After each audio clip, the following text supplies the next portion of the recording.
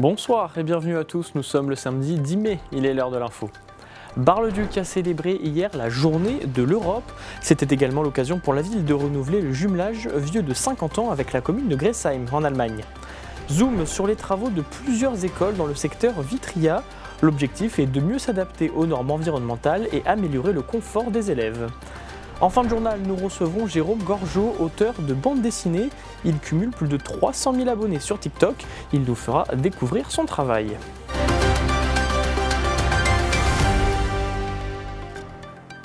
C'était une semaine remplie de souvenirs et de commémorations. Après la célébration de la victoire du 8 mai 1945, hier avait lieu la journée de l'Europe, une journée anniversaire dans les États membres de l'Union européenne pour rendre hommage à la date fondatrice du 9 mai 1950. Les détails avec Clémentine Coppola et Julien Debruyne.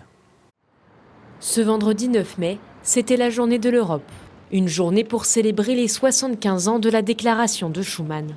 L'Europe ne se fera pas d'un coup, ni dans une construction d'ensemble. Elle se fera par des réalisations concrètes, créant d'abord une solidarité de fait.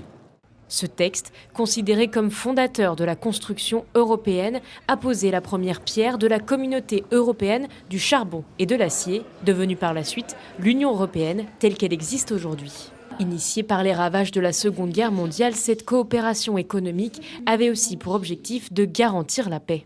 La ville de Bar-le-Duc a vraiment souhaité se tourner vers ce symbole de paix, cette déclaration, dire les commémorations sans les oublier et apporter tout notre soutien à tous ceux qui ont laissé leur vie pour qu'aujourd'hui nous puissions être debout, ça c'est important. Mais c'est aussi se tourner vers l'avenir, vers la paix et faire en sorte que Bar-le-Duc devienne aussi le symbole de cette paix. Instituée en 1985 par le Conseil européen, cette date symbolise la paix entre la France et l'Allemagne. De façon plus locale, elle célèbre les 50 ans de jumelage entre Bar-le-Duc et la ville de Gressheim en Allemagne. C'est un moment tout à fait important pour fêter cette longue amitié. Et ce que ça représente pour nous, c'est se dire que au-delà, le symbole était fort hier, c'était le 8 mai, c'était la fin de la guerre. Au-delà de ça, nous, ce qu'on souhaite, c'est travailler sur la paix et sur l'amitié. Et lorsqu'on connaît les gens, lorsqu'on peut échanger avec eux, on sait que c'est beaucoup plus simple après pour se parler, même s'il y a des différends. Cet anniversaire était aussi l'occasion pour les deux communes de s'offrir un cadeau. Les villes se font des cadeaux.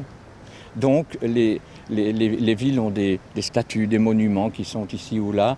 Et cette fois-ci, pour le cinquantenaire, pour cet événement, on a dit on va choisir un élément qui va prendre sa place dans le paysage, qui va être au vu de tout le monde. Et donc c'était cette idée de l'arbre, un peu comme l'arbre de la liberté. C'est le pendant de l'arbre de la liberté, c'est le pendant de l'amitié, c'est l'arbre de l'amitié. C'est un érable de Montpellier.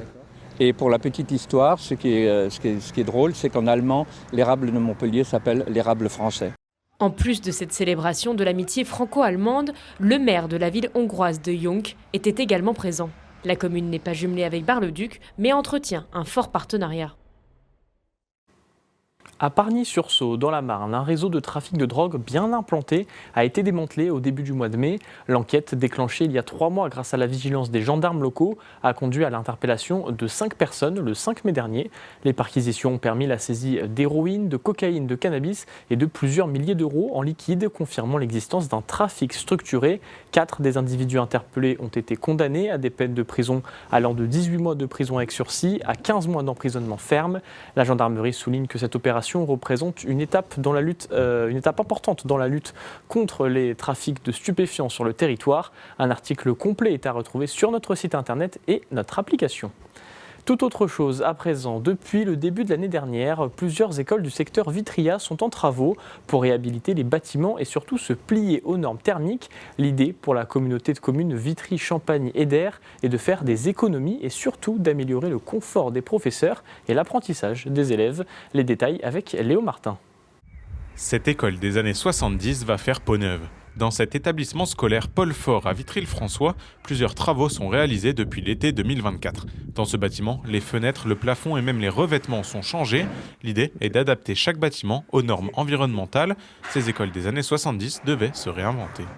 D'abord ici on isole, on change toutes les huisseries, On a changé toute l'électricité, donc tout partout on est au LED, parce que c'est un très gros poste de consommation et on doit avoir le climat comme horizon pour améliorer la situation, un plan écologique. Et puis concrètement, vous savez, les maires sont soumis sous la pression du gouvernement qui leur réduit leurs moyens, donc les dotations, et donc on doit tout faire pour investir lorsqu'on peut encore investir pour réduire nos frais de consommation, et les écoles, sur la communauté de communes, c'est le plus gros poste de dépenses en fonctionnement. Alors pour des raisons personnelles et des raisons aussi de consommation. Le coût de ces travaux est d'environ 400 000 € pour cet établissement financé par la communauté d'agglomération. En tout, ce sont plus de 1,2 million d'euros de travaux qui ont été alloués à travers le pays Vitria.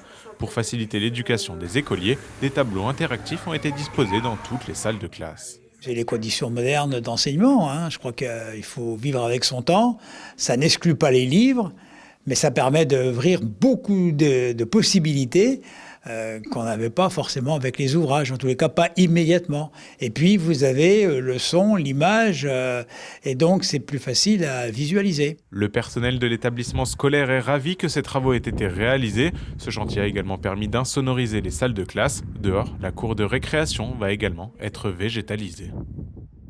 Ce soir, nous avons le plaisir d'accueillir sur notre plateau Jérôme Gorgeau. Vous Bonjour. êtes auteur de bande dessinée. Bonsoir. Bonsoir. Alors, ce soir, nous vous recevons parce que vous êtes originaire de la Haute-Marne, mais vous résidez donc actuellement à Châlons-en-Champagne. Comment vous êtes venu, comment vous êtes arrivé à la bande dessinée ? En fait, c'est parce que j'étais un enfant qui sortait pas au départ. C'est aussi bête que ça. J'avais pas le droit de sortir, donc je m'occupais comme ça. Enfin, je dessinais, je vivais les aventures que je pouvais pas tellement vivre dehors. Et puis, l'envie est restée. Et puis le dessin, ça m'a pas lâché. Comment on construit une bande dessinée ? À l'âge où j'ai commencé, on la construisait pas, on faisait comme ça venait. Après, on fait plus. Maintenant, à l'âge où en grandissant un petit peu, j'allais dire, on commence par penser à un scénario, on fait un storyboard. Après, donc on voit comment on met ses cases. Après, on voit en combien de temps ça tient, quoi. Et donc aujourd'hui, vous partagez avec plus de 300 000 abonnés sur TikTok votre amour du dessin et de la bande dessinée. Comment vous avez eu cette idée de vous lancer sur TikTok, les réseaux sociaux ? C'est un heureux accident. En fait, mon fils, que je vois pas beaucoup, qui est de Saint-Dizier d'ailleurs, m'avait dit « Papa, tu devrais aller sur TikTok parce que ça te fera de la pub ». Moi, je m'en fichais un petit peu, pour être très honnête. Mais je me suis dit « Ça va me rapprocher de lui ». Donc, je suis allé sur TikTok. J'ai créé un compte un peu paresseusement. Et puis, un jour, une de mes vidéos, sans que je comprenne pourquoi, elle avait 18K. Et 18K, ça veut dire 18 000 vues, mais je n'avais pas compris au début. Et puis, c'est monté. Et j'ai une de mes vidéos, celle qui a le plus cartonné, elle est montée à 6 700 000 vues quand même. Peut-être c'est celle qu'on voit à l'image, je crois, là, peut-être actuellement. C'est pas impossible, j'en ai fait des centaines. Donc, j'avoue que je les mélange un petit peu, pour être honnête. Mais en fait, ce qui a cartonné, c'était pas le talent qui était le mien, c'était que je rendais ça ludique, je rendais ça accessible. Donc, c'est ce qui a plu. Et donc, oui, l'idée, c'est de transmettre votre passion, au final, rendre accessible la bande dessinée. Dire que le dessin, tout le monde peut dessiner. Plus ou moins bien, mais ça peut être un jeu. On n'est pas obligé de faire quelque chose de magnifique. Ça peut ne pas être du Moebius ou du Franquin, mais on peut faire un Gugus avec un gros nez, des gros yeux. Et si quelqu'un qui va sur mon TikTok apprend à dessiner, je crois. Et donc, comment vous travaillez ? Parce qu'on a parlé au début de comment vous travaillez. Combien de temps ça vous prend à créer vos bandes dessinées ? En fait, je l'ai fait par chapitre, par sujet. J'ai un sujet qui me tient à cœur, je vais raconter un événement. Ça pourrait très bien être mon passage à Puissance Télévision. Tiens, je vais faire une page pour raconter ça.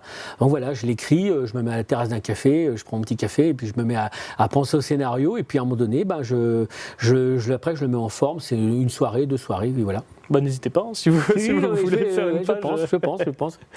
Pour revenir un petit peu à vous, votre premier gros projet, c'était Egoscopic, c'est ça ? Alors, le premier vrai gros projet, c'est Gorgeous Comics, qui est ma BD autobiographique que je fais depuis 30 ans, où je raconte vraiment ma vie autobiographique. Et puis, avec mes 2 meilleurs amis, Olivier Husson et puis David Foissard, on a créé en 2012 un journal qui s'appelle Egoscopic, effectivement, qui est même une revue. En fait, ça a été sélectionné à 5 reprises à Angoulême au prix de la bande dessinée alternative, parce que c'est la BD autobiographique où on réunissait, je ne sais pas, au total 200 auteurs, quelque chose comme ça, en couleur, et puis un journal à 10 €. On a distribué ça dans tous les salons de BD du secteur. Et comment vous l'avez construit, justement ?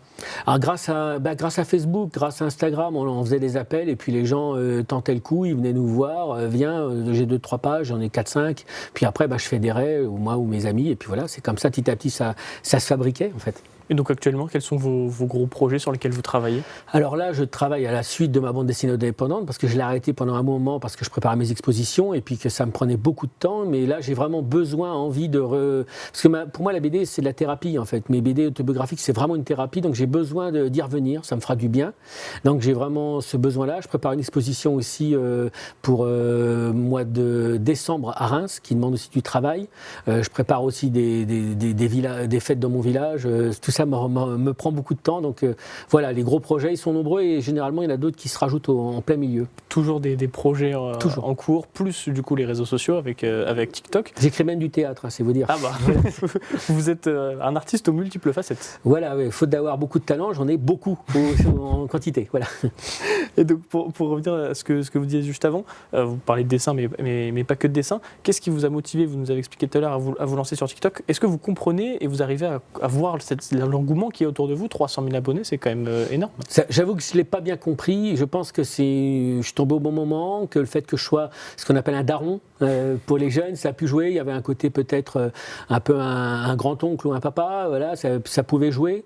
Et puis la simplicité, parce que TikTok, fallait vite. Parce que des gens me disent, pourquoi tu ne fais pas un personnage entier, pourquoi tu ne fais pas des décors, mais parce que c'est TikTok. Au bout de 30 secondes, vous avez déjà perdu les 2/3 de votre auditoire. Donc en fait, je sais faire vite, je sais faire rapide, je sais faire un dessin en 3 coups de crayon et c'est comme ça que ça a pu fonctionner et j'ai des enfants vraiment très jeunes qui s'y sont mis comme des adultes et c'est peut-être ça le succès, c'est que c'était intergénérationnel. Et quel est votre style, votre particularité de dessin? Alors sur TikTok, c'est pas le même que dans mes bandes dessinées, mais sur TikTok, c'est des gros nez, c'est des gros yeux, je fais un gros nez, hop, des yeux, hop, les oreilles, hop, voilà, tac, puis voilà, la bouche, machin, voilà. En 2 secondes, c'est fait. Et sur mes BD, c'est plus travaillé, c'est plus réaliste. Oui, vous différenciez les deux quand même au niveau du dessin. On ne fait pas la même chose. Mes bandes dessinées sont un peu plus réalistes, bourrées de textes, parce que je suis très très très bavard. Et c'est la BD indépendante, donc c'est-à-dire une BD un peu libre, qui vraiment... je raconte plein de choses. Généralement, j'écris un texte, j'en tire 40% et ça rentre même pas bien dans la case. Ça fait un peu penser à tout ce que pouvaient faire des bandes dessinées des années 60, un petit peu indépendantes comme ça. Et puis vous regardez Julie Doucet qui a pris le prix de la bande dessinée indépendante à Angoulême en 2022. Elle, c'était bourrée de textes aussi. Vous voyez, et voilà. Donc et vous préférez écrire ou dessiner? C'est une bonne question, j'ai toujours pas répondu à ça, j'en sais rien, mais disons que le dessin me permet de faire passer mes messages. Voilà. Pour cette année 2025, quel est le prochain projet? On en a parlé rapidement tout à l'heure. Est-ce qu'il y en a un pour 2025 qui est vraiment important?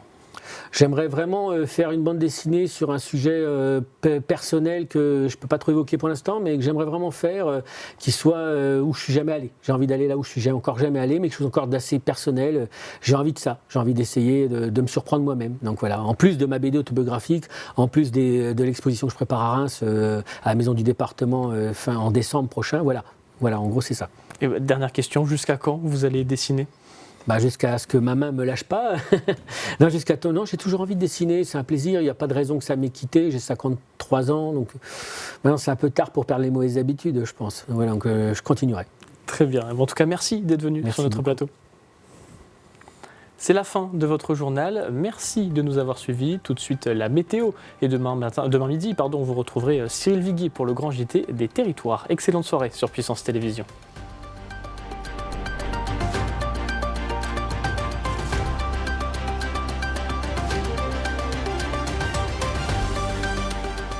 Toute l'actualité en continu à retrouver sur notre site internet et notre application mobile.